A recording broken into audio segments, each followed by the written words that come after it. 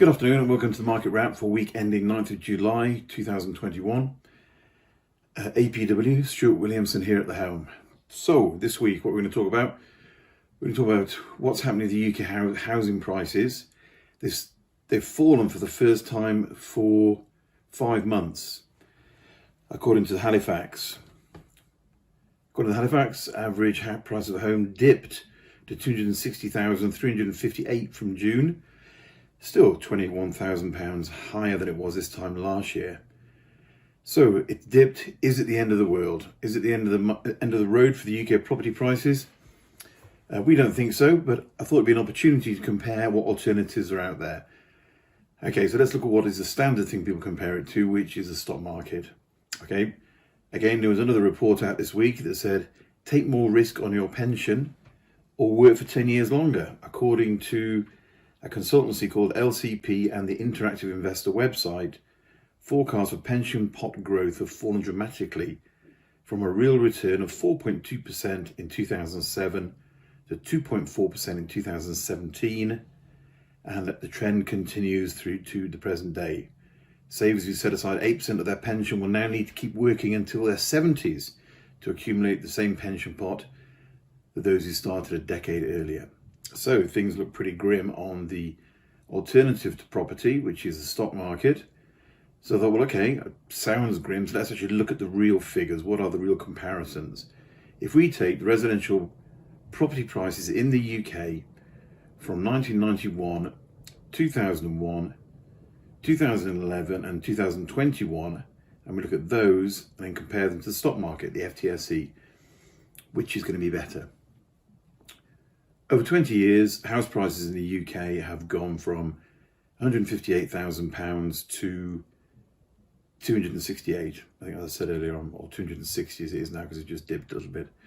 And that's an increase over 20 years of 69% and over 10 years of 32%. So we compare that to the FTSE, the Financial Times stock index of 100 top UK shares. It's quite surprising. In 2000, the market stood at about 6,200. In 2011, stood at 5,815, and today is at 7,030. So the increases have been 17% over 10 years and 13% over 20 years, which is quite bizarre. I mean, I've always said that stock markets will outperform property in the longer term. And there's the difference really, is the case of stock markets or stocks. There's a great article in Investopedia, and it says, there are those who claim you'd be better off investing in property rather than shares, as the asset is more tangible and potentially represents less risk. For most people, investing in property market is a long-term buy and hold strategy, where time in the market yields the good results. When you buy property, it will remain relatively unchanged as an investment for decades, with the exception of general maintenance. That's true. So let's look at the stock market. Shares, on the other hand, should never be treated as a long-term investment. So it's not a case of just buy the market and leave it. Rather, it should be treated as a short to medium-term investment vehicle where timing the market is crucial. See the difference between the two? Time in the market or timing the market. It's far more important than time in the market.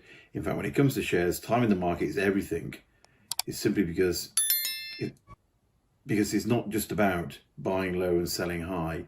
It's buying low and selling high and getting the timing right. Okay, so time in the market or timing the market, they're the two issues. The figures are there, 69% for property over 20 years, 13% for stocks and shares, if you go for a general approach. So what are the pros and cons?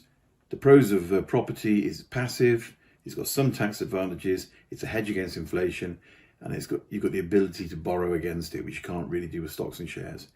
What are the cons? What are the negative aspects? It does take more work than buying stocks because you've got to look after it. It can be illiquid, and the transaction cost can be high. And your appreciation isn't guaranteed. It may go up or it may not. So those are the pros and cons for real estate. For stocks and shares, it is highly liquid.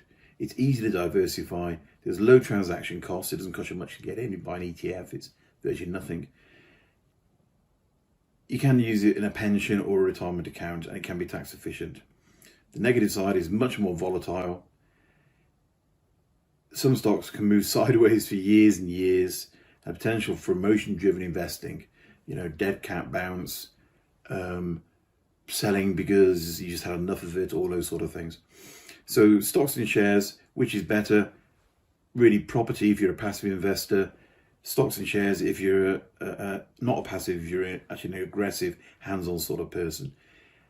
Is it the end of the line for the property market in the UK? No way. It's just we're just in the perfect part of the 18-year cycle.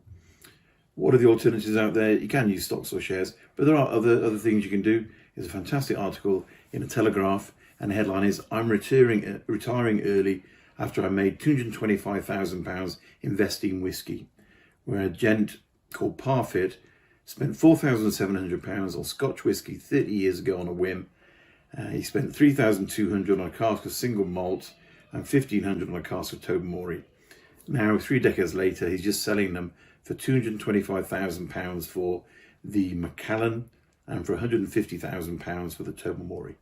There we go. Benefit of hindsight is a wonderful thing. Stocks and shares are a great thing in the right environment. Property is a great buying opportunity. It's not about timing it, it's because it's jumping in and being in it. There we go. That's my view. It's our view at APW. Thank you very much.